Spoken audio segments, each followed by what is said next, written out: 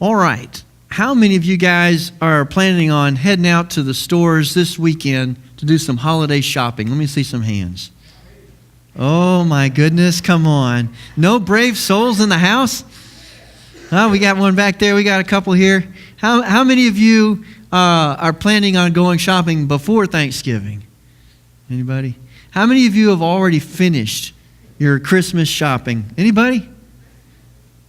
All right, good, because I was going to say, I hate you. So I'm glad I don't have to say that. No, but you know what? There are going to be a lot of people out shopping this weekend for Black Friday. What a day to go shopping. The craziest day of the year. You know, the news always tells us that it's the busiest shopping day of the year. But you know, that hasn't always been the truth. From 2005 until now it has been, but in years before that, it wasn't always the busiest shopping day of the year. But people do get out and spend a lot of time shopping. The word Black Friday, that term Black Friday, got its start back in the early 60s in Philadelphia, because in Philadelphia, the shopping was so crazy that the policemen called it Black Friday and Black Saturday because of all the traffic and all the pedestrians that were out, and for them it was a nightmare. So it was actually first a negative term, Black Friday, and then stores kind of tried to turn it around and say, well, yeah, it's Black Friday because then we start operating in the black. So they changed the meaning around, you know. But Black Friday, boy, that's, and the thing is that, now let me ask you this, because I did some study and I found this out. The National Retail Federation, they released figures for the Thanksgiving holiday weekend shopping. And what they counted was from Thursday through Sunday. Let me just ask you to guess. What do you think that the sales were last year for the holiday shopping in dollar figures? Take a stab at it. Nobody wants to take a stab? Huh? More than you have. Yeah, you got that right. How about this figure? $59.1 billion in one weekend of sales. That's a lot of money. $59.1 billion. Now, historically, the shopping has always started on Friday. But in the last few years, guess what's been happening? Stores are opening on Thursday, on Thanksgiving Day. And there's it used to be that they opened up like 6 a.m. on Friday, and then they started opening at 5 a.m. and then 4 a.m. and then they started opening at midnight. But that wasn't enough. Now they had to open up on Thursday, and it's getting earlier and earlier on Thursday. And more stores in the last couple of years have signed on to this whole idea of opening up on Thursday. And the problem is that it takes everybody away from the Thanksgiving holiday. In fact, I've noticed in my neighborhood, and probably you have too, that many people have already decorated their houses for Christmas, and they just basically skip Thanksgiving altogether.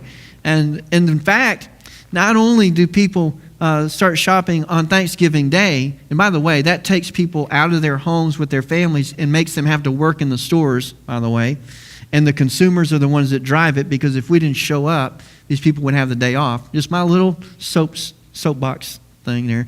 But anyways, not only do they open up on Thursday, but then we ended up with Cyber Monday, so people are shopping online.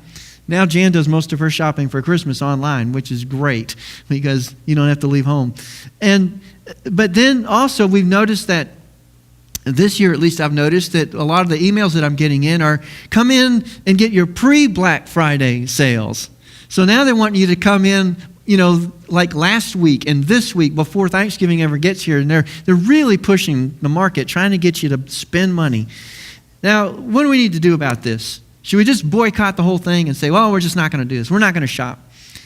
Well, that's one way you could look at it. But actually, you know, if you're a good steward of the things that God has given you, then it might be a good idea to get things on sale. So I don't have a problem with buying things on sale. And if we boycotted the whole Black Friday thing, it wouldn't really solve the problem anyways. We wouldn't get enough people to do it. And it really doesn't get to the heart of the matter, because the heart of the problem is not, it's not, you know, people disregarding Thanksgiving to go shopping. And the real problem is greed.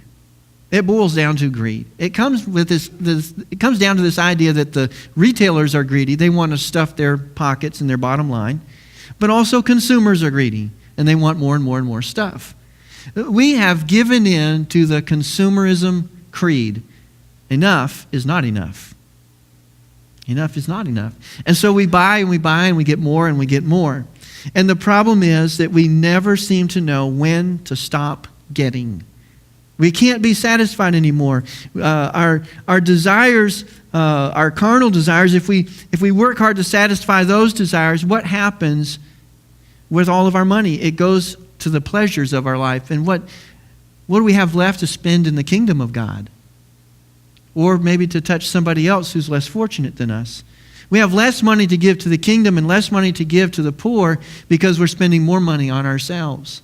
If we give in to this whole idea of consumerism greed, we got to be careful with this.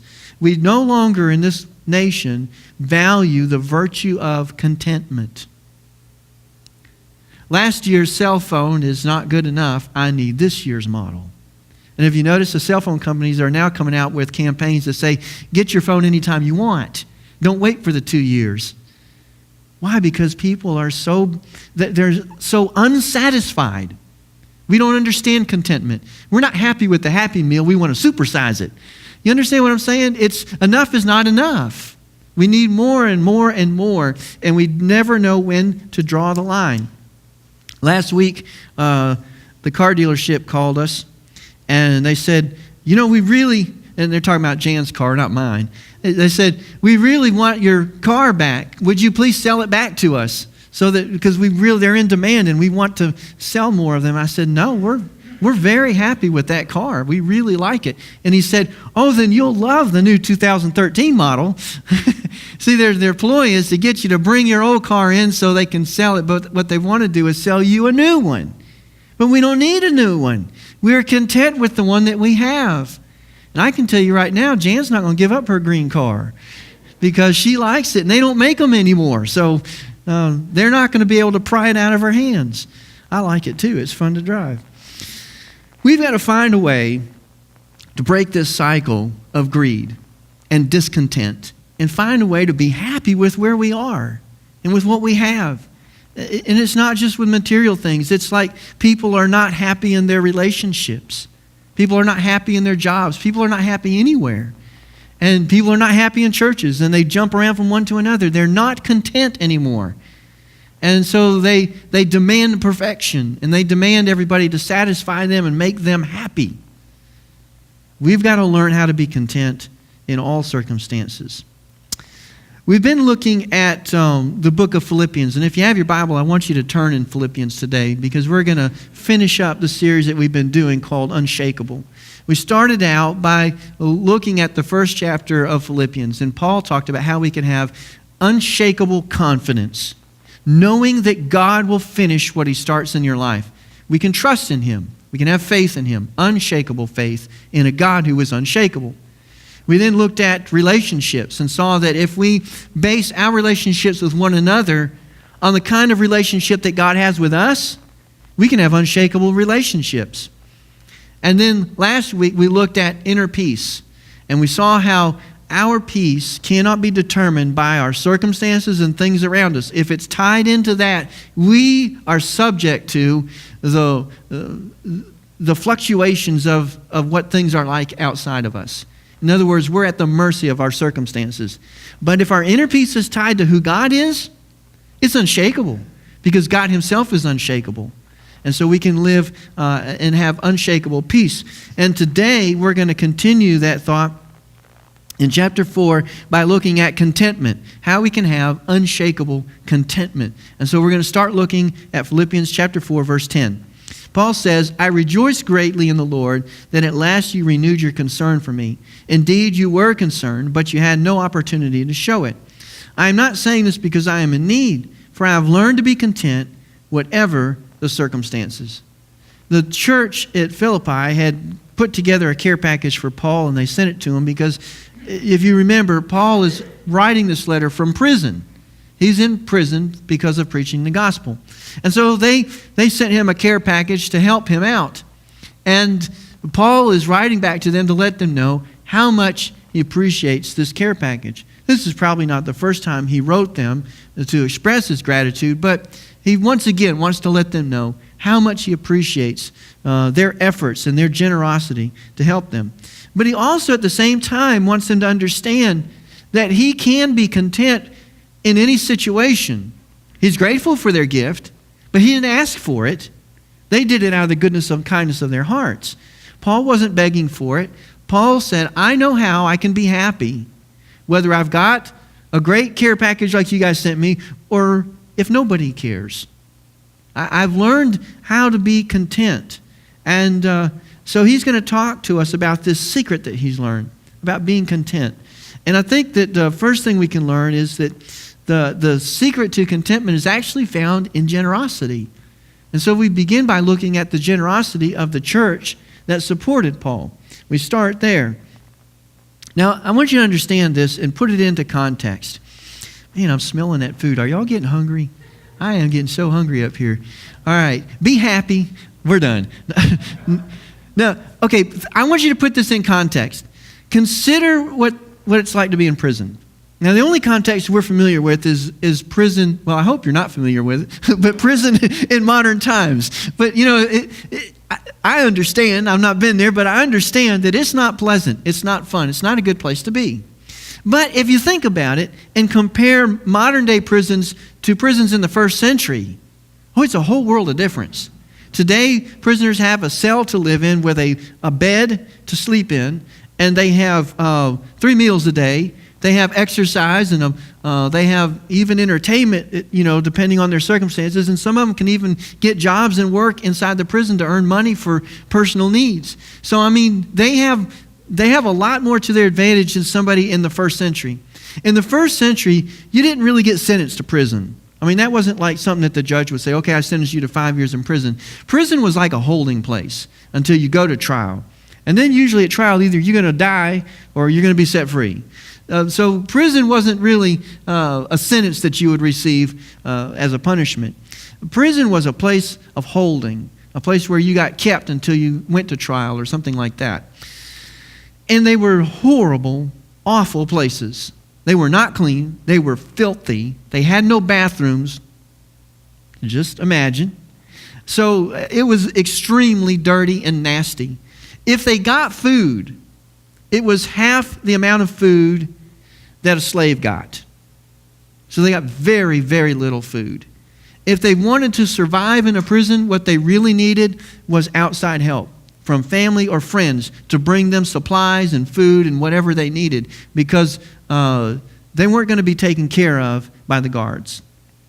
That's just the way it was. So you can understand the situation that Paul was in. He was in prison, and he was at the mercy of others to help him. And so when the Philippian church found out that he was in need, well, they sent him this care package because Paul really had no other way to take care of himself. And this wasn't even the first time that the Philippian church had helped them out when he was in need.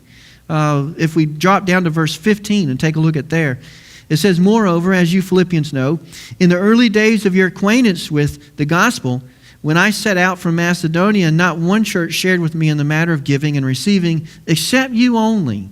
For even when I was in Thessalonica, you sent me aid more than once when I was in need."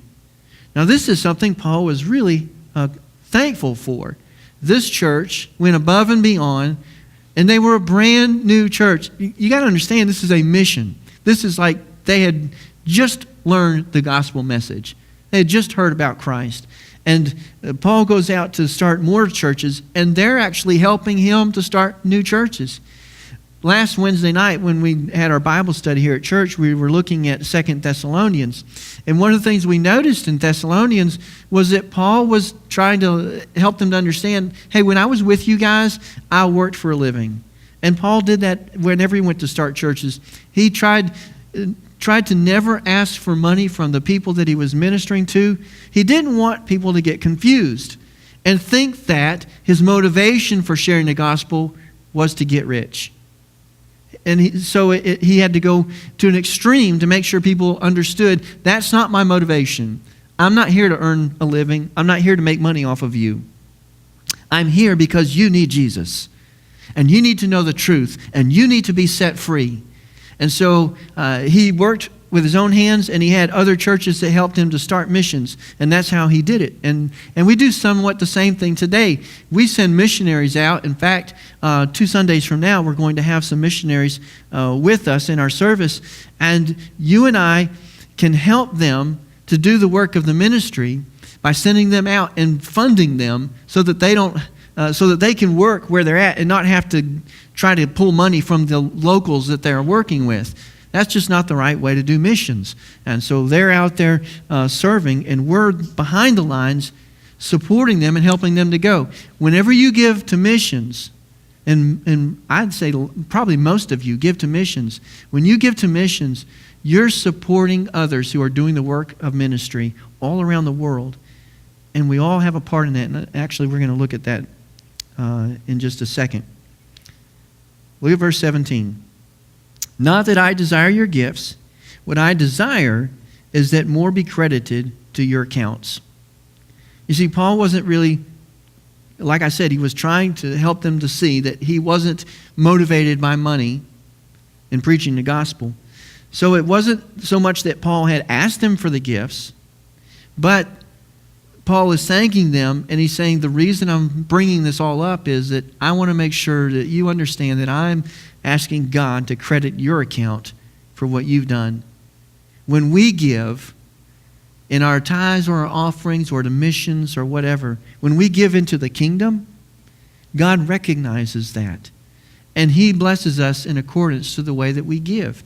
What does it say in Luke 6:38? It says this, "Give and it will be given to you. A good measure, pressed down, shaken together, and running over, will be poured into your lap. For with the measure you use, it will be measured to you." So Paul wanted to make sure that they understood that heaven's ledger was going to record their generosity, their kindness, and their goodness. God watches our hearts in our giving. And it's not so much that the amount matters. What matters is our heart in giving. Do we give because we love God and we want to bless Him and His kingdom, and we want to reach others with the gospel message, so we give to missions or to our local church? It's important that we do, but understand that we're not doing it to get a plaque. We don't give out any plaques for giving. I don't care how much you give. We're not going to make a plaque and put it in the hallway. We've never done that, and we won't. And we've had some huge gifts. We had one that was extremely large, and none of you even know who gave it or even how much it was. That was years ago. But what I'm saying is we don't give to be recognized. We never do that. When you give, you get a tax receipt because the government wants to know how much you gave so you can take it off on your taxes. But other than that, nobody else knows about it except the board members and myself, because somebody has to put it in the bank.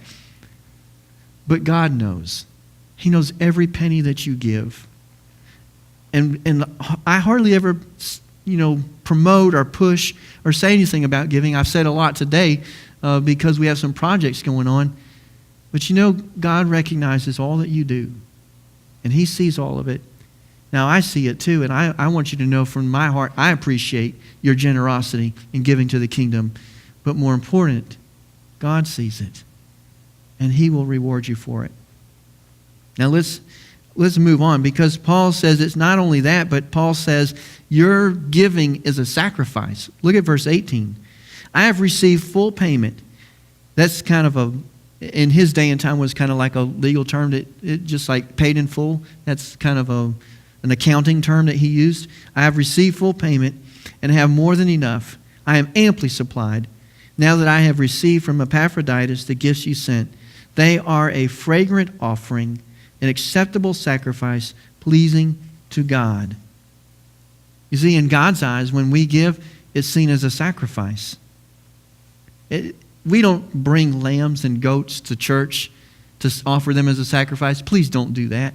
But what we do is we give something else. We give our time, we give our talents, we give our income, we give back to the Lord what He has blessed us with. And that's a sacrifice.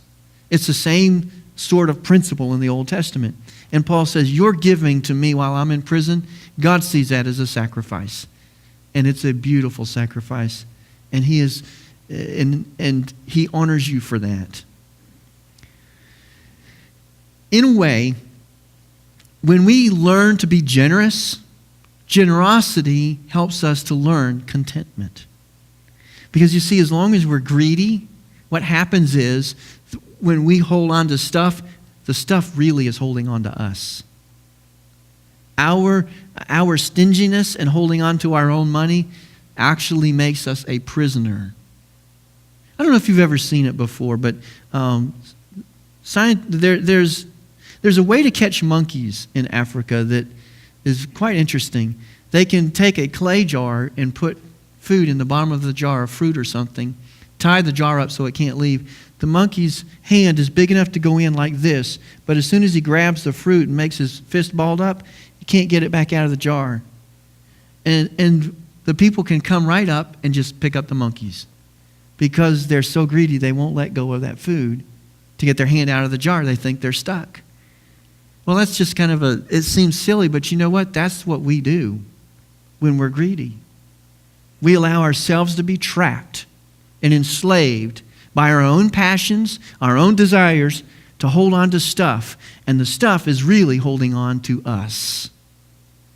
You ever seen somebody walking a big dog? Who's really walking who? You ever wondered that? Who's really walking who? The dog's walking the person. I think sometimes our money is really in charge of us rather than us being in charge of our money. And we need to be careful about that. If we can learn how to break that cycle of greed, what happens is that act of generosity and kindness actually breeds contentment in us. Because we realize that, hey, I'm happy with what I have. I don't have to have more stuff. In fact, I can even give some of my stuff away and I can still be happy.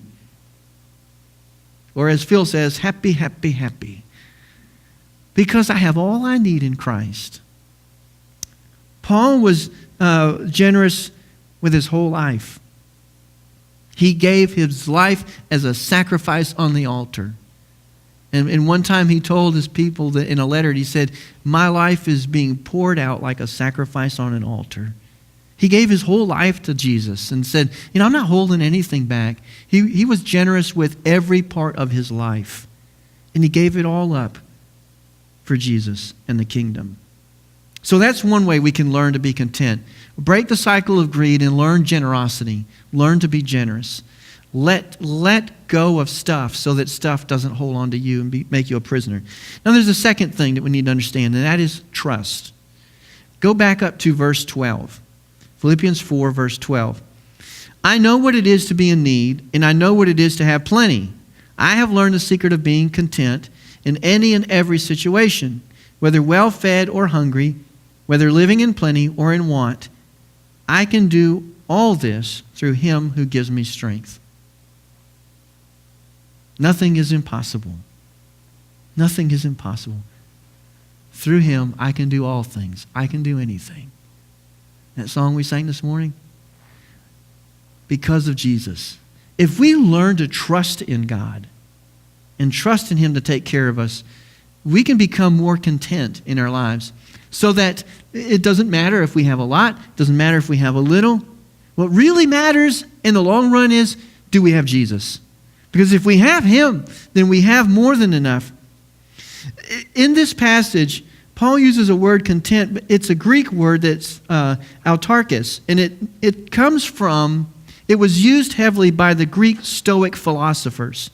And their philosophy was this. When they used this term, what they meant was self-sufficient. I am self-sufficient. I am not ruled by passions and desires and lust. I am ruled by my own ability to do everything for myself. I have within me all I need for life, and I can do everything that I need to do. That's what they meant by this word, autarkos, content, self-sufficient. The German philosopher Rousseau said this, to be governed by appetite alone is slavery. So that gives you that Stoic philosophy, that idea that I can do everything with the strength that I have. I'm self-sufficient.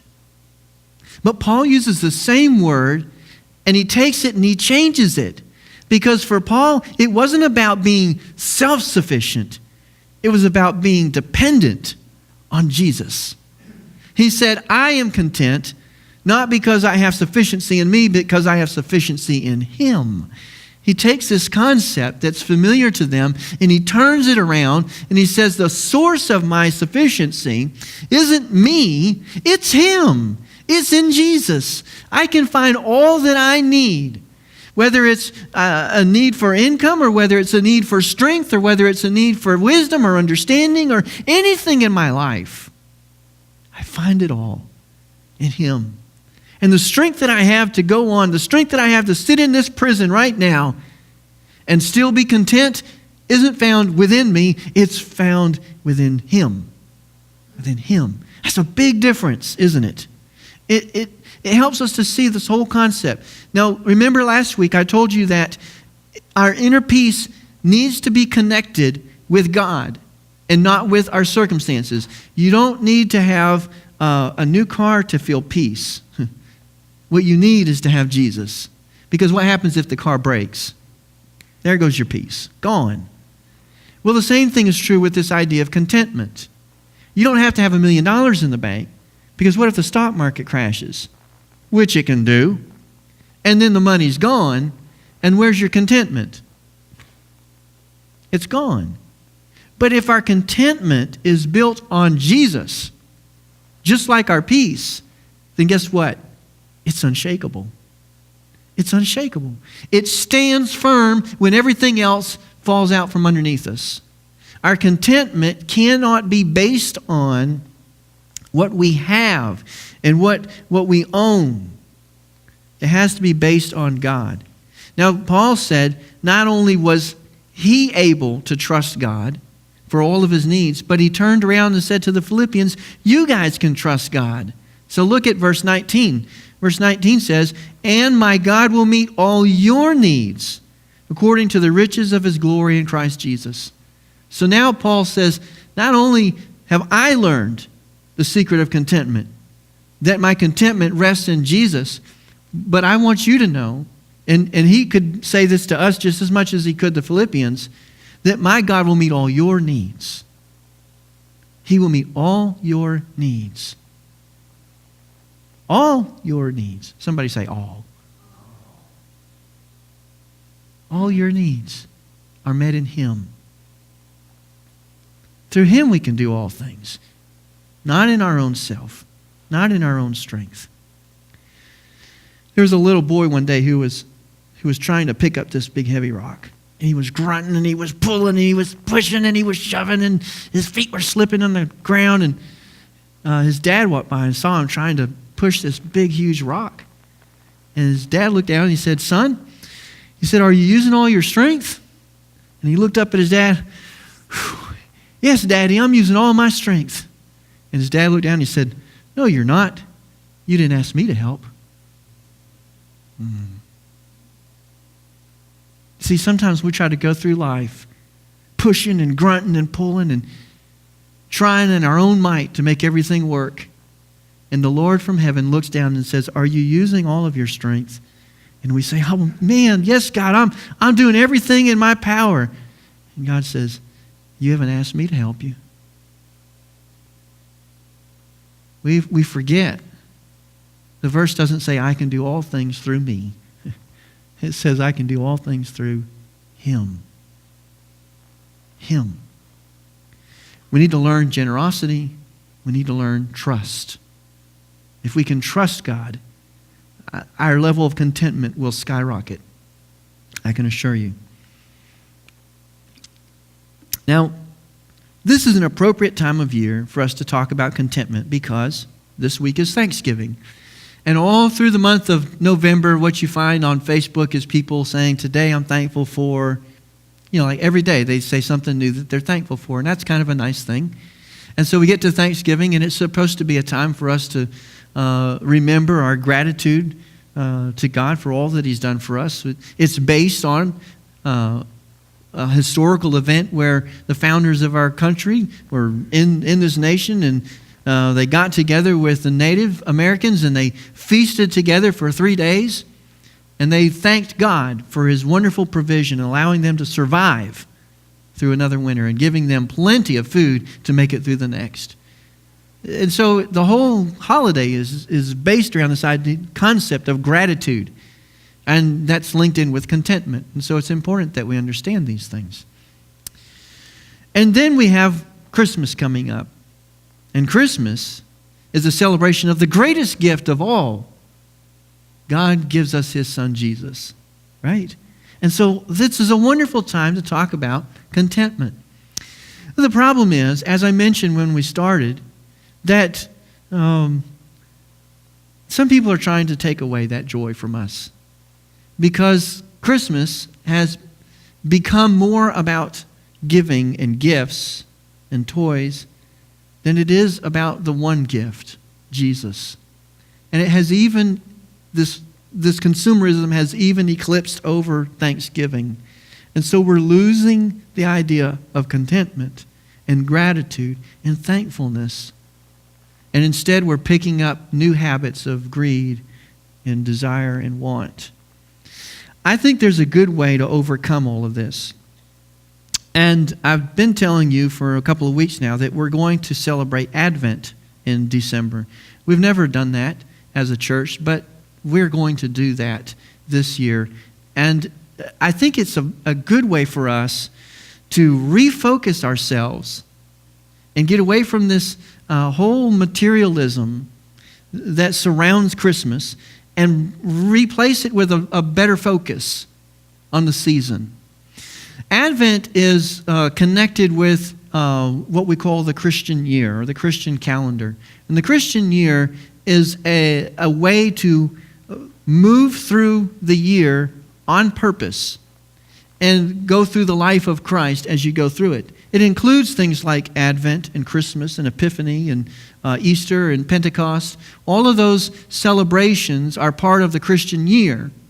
And if you walk through them in a systematic way, what happens is you go down the path of discipleship in a systematic direction. You walk through the life of Christ on purpose throughout the year so that you're really focusing yourself in a better direction. And the year actually starts with Advent. That's the first season. Even though it's in December, it starts the Christian year. And Advent is a word that comes from the Latin, adventus, and it means coming. So it focuses on the coming of the Lord. We focus on a couple of things. We focus on the coming of the Lord, the second coming of the Lord, which we know He's coming again.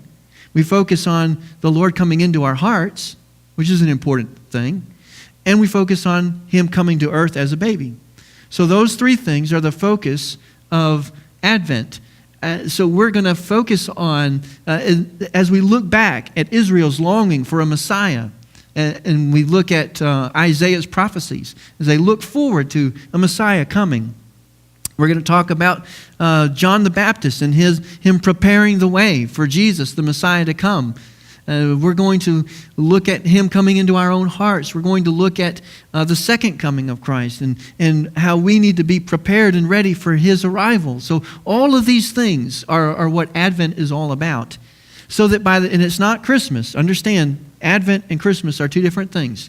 So as we go through Advent, it ends Christmas Eve. And we'll have a Christmas Eve service, candlelight communion, like we've done many times in the past. And that will be the time when we end Advent, and then the next day is Christmas. Christmas is a 12-day celebration. You've heard of the 12 days of Christmas. So then you have Christmas for 12 days, and then you go on to Epiphany, the celebration of light. So Advent, we're going to celebrate the 4 Sundays of December before Christmas. And each Sunday, we'll have a different focus and a different direction. And I'm going to provide you with a devotional that you can use throughout the month of December to reinforce this whole idea of focusing your life and your attention on the coming of Christ.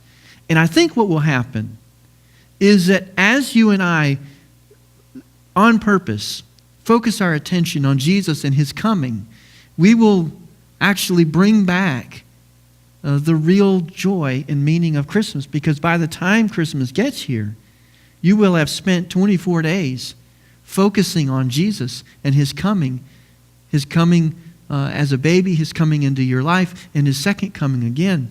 And if we really turn our attention toward that, well, by the time Christmas gets here, well, we really celebrate with joy. Because, oh, wow, now we're celebrating his actual coming on Christmas Day. So I think it will help us. Advent is about redemption. It's about God redeeming Israel. It's about God redeeming us from sin. And I think also it can redeem Christmas. It can bring back the joy, bring back the celebration of what Christmas is supposed to be about, so that we can learn better the idea of contentment and real peace. Because right now we have a struggle. A celebration that should bring peace and joy is actually robbing us of our peace and joy. I think Advent might be a good way to restore peace and joy and contentment and an understanding of our great God and what he has done for us. So my prayer, my hope is that you and I together will learn to recapture what Christmas is all about as we celebrate Advent together. And there's all kinds of little things that go along with it, and we'll start it next Sunday.